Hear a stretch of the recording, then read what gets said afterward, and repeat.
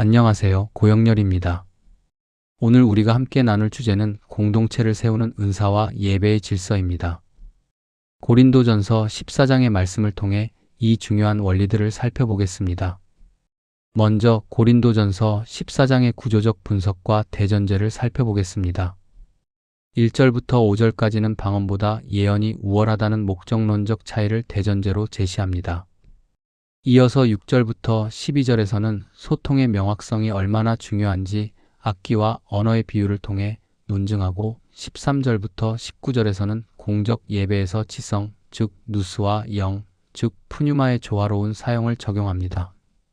20절부터 25절까지는 신자와 불신자 모두에게 미치는 선교적 영향을 목적으로 다루며 마지막 26절부터 40절까지는 질서 있는 예배를 위한 실제적인 지침과 규범을 제시합니다.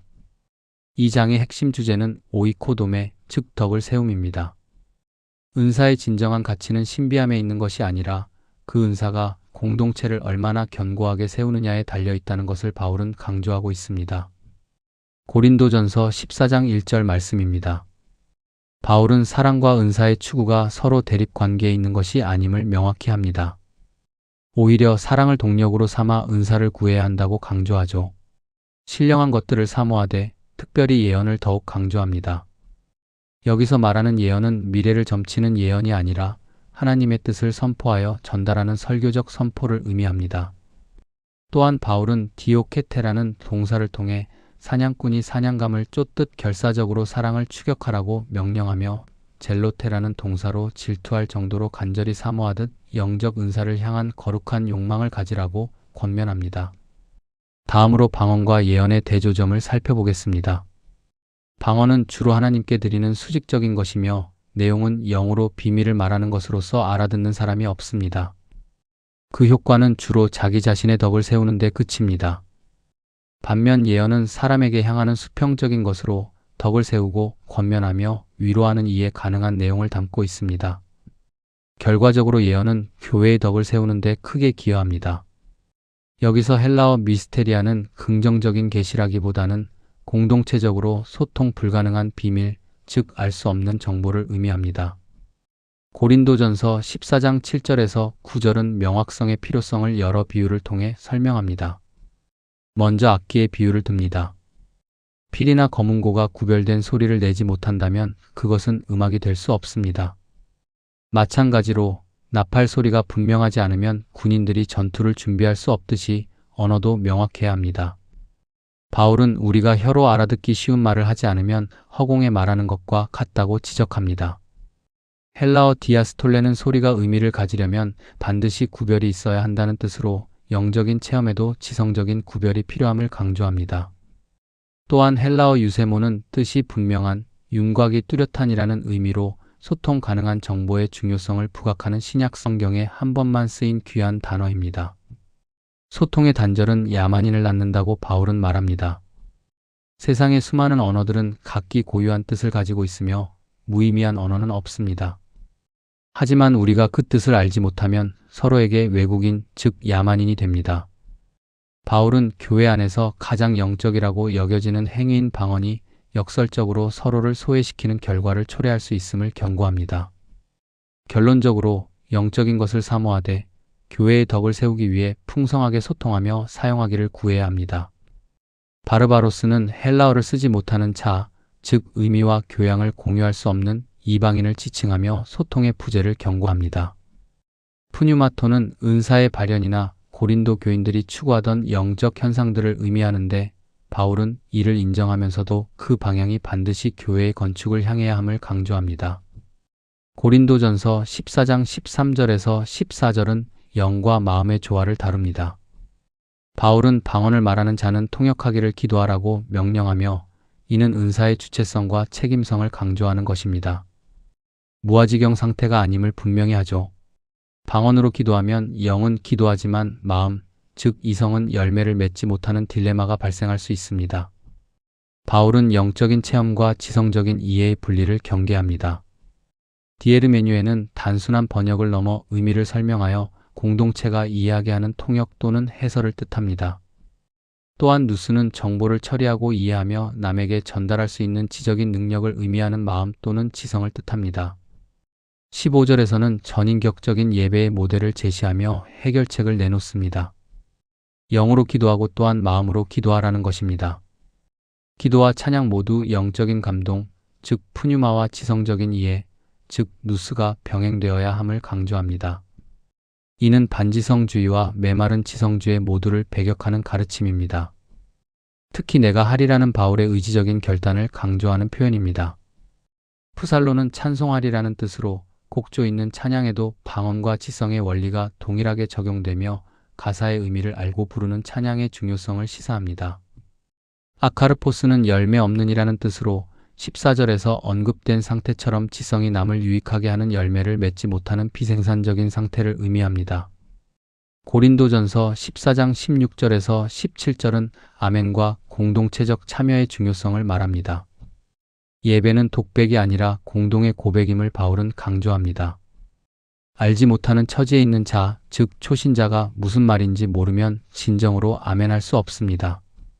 내용이 아무리 훌륭한 감사, 즉 유카리스티아라도 타인이 덕을 세움, 즉 에디피케이션을 받지 못하면 공적인 예배로는 실패한 것입니다.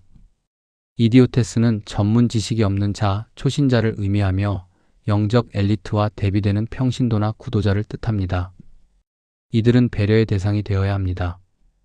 토 아멘은 초대교회 예배에서 회중이 정형화된 방식으로 화답하던 그 아멘을 의미하며 기도를 자신의 것으로 소유하는 법적인 효력을 가졌습니다. 18절에서 19절은 바울의 가치 판단을 보여줍니다. 바울은 누구보다 방언을 많이 말하며 개인 경건의 유익을 인정했습니다. 즉, 그는 방언을 경험적으로 알고 그 권위를 가지고 있었습니다. 그러나 교회와 같은 공적인 모임에서는 1만 마디 방언보다 깨달은 마음으로 하는 5마디 말이 더 낫다고 단언합니다. 그 목적은 남을 가르치기 위함입니다. 카테케소는 구두로 교리를 가르쳐 마음에 새기게 하는 것을 뜻하며 교리 문답, 즉 카테키즘의 어원입니다. 이는 예배의 교육적 기능을 강조합니다. 델로는 원한다는 바울의 목회적 선호도를 나타내며 양보다는 질을, 체험보다는 소통을 우위에 둔 그의 가치관을 보여줍니다. 고린도전서 14장 20절은 성숙에 대한 권고입니다. 바울은 악에는 어린아이가 되고 지혜 즉 이해력에는 장성한 사람이 되라고 말합니다. 고린도 교인들의 문제는 악에는 어른처럼 교활하고 분별력에는 아이처럼 미숙했다는 것입니다. 방언에 대한 맹목적인 열광은 영적인 유아기적 특징이라고 볼 수 있습니다. 프레시는 단순한 지능이 아니라 상황을 판단하는 도덕적 통찰력과 이해력을 의미합니다. 텔레이오이는 목표에 도달한 상태, 즉 성숙하고 온전한 자들을 뜻하며 공동체의 유익을 위해 은사를 절제할 줄 아는 성숙함을 말합니다. 다음으로 21절에서 22절은 방언과 예언을 표적으로서 설명합니다. 바울은 이사야 28장 11절을 인용하며 이스라엘이 선지자의 말을 거부하자 하나님께서 알아들을 수 없는 이방인, 즉 아수르의 언어로 심판하셨음을 상기시킵니다. 따라서 방언은 믿지 않는 자들을 위한 심판의 표적으로 소통의 단절을 확증하는 역할을 합니다. 반면 예언은 믿는 자들을 위한 은혜의 표적으로 소통과 양육을 통해 공동체를 세우는 데 기여합니다. 헤테로글로소이스는 다른 방언들 즉 외국어를 의미하며 소통의 도구가 아니라 징계와 심판의 도구로 사용된 낯선 언어를 말합니다. 세메이오는 표적을 뜻하는데 여기서는 불신앙을 확증하는 부정적인 표적으로 해석됩니다. 고린도전서 14장 23절에서 25절은 예배의 선교적 효과를 다룹니다. 두 가지 상황을 가정합니다. 첫째, 모든 교인이 다 방언을 말할 때 불신자가 들어오면 미쳤다, 즉 마이네스테라고 말하며 복음의 문이 닫힙니다. 둘째, 모든 교인이 다 예언을 할 때 불신자가 들어오면 책망을 듣고 마음에 숨은 일이 드러나게 됩니다. 그 결과 그는 엎드려 경배하며 하나님이 참으로 너희 가운데 계신다고 고백하게 될 것입니다. 엘렌 케타이는 말씀이 양심을 찔러 죄인됨을 자각하게 하는 성령의 역사, 즉 책망을 받다, 죄를 깨닫다는 의미입니다. 아나크리네타이는 예언을 통해 자신의 내면이 영적인 청문회에 선 것처럼 드러나는 상태, 즉 판단을 받다, 신문을 당하다는 의미입니다. 이제 26절부터 32절, 질서 있는 예배를 위한 구체적인 지침을 살펴보겠습니다. 대원칙은 모든 것은 덕을 세우기, 즉 오이코도메를 위하여 하라는 것입니다. 방언에 대한 규정은 두세 사람이 차례로 하고 반드시 통역하는 자가 있어야 합니다. 통역하는 사람이 없으면 교회에서는 침묵해야 합니다. 예언에 대한 규정은 두세 사람이 말하고 다른 이들은 그 예언을 분별, 즉 디아크리노하라는 것입니다. 또한 먼저 하던 자는 계시를 받은 다른 이에게 양보해야 합니다. 휘포타세타이는 영이 예언자의 통제 아래 있음을 의미하며 무아지경이 아닌 인격적인 절제를 강조합니다. 디아크리네토사는 예언이 절대적인 권위가 아니므로 공동체의 신학적 검증을 통과해야 함을 뜻하는 분별하라는 명령입니다. 이러한 예배의 질서는 하나님의 성품에서 비롯된 신학적 근거를 가지고 있습니다. 하나님은 무질서, 즉 아카타스타시아의 하나님이 아니시며 오직 화평, 즉 에이레네의 하나님이십니다.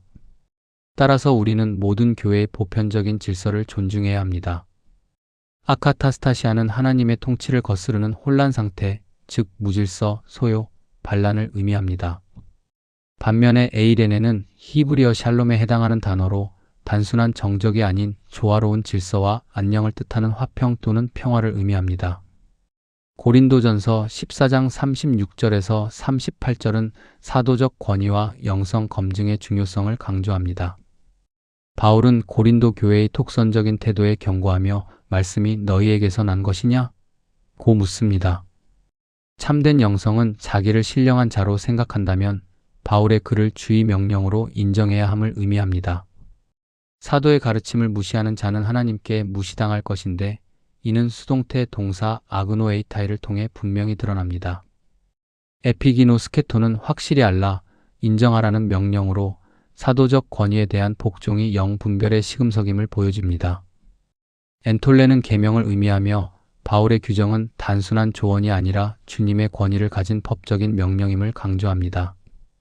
결론적으로 바울은 품위와 질서를 최종적인 권면으로 제시합니다. 예언하기를 사모하며 방언 말하기를 금하지 말라는 것은 은사의 균형 있는 사용을 뜻합니다. 은사를 소멸하지는 않되 반드시 적절한 틀 안에 담아야 합니다. 대원칙은 모든 것을 품위 있게 하고 질서 있게 하라는 것입니다. 이는 건강한 예배란 뜨거운 영성과 차가운 지성이 조화를 이루는 곳이어야 함을 의미합니다.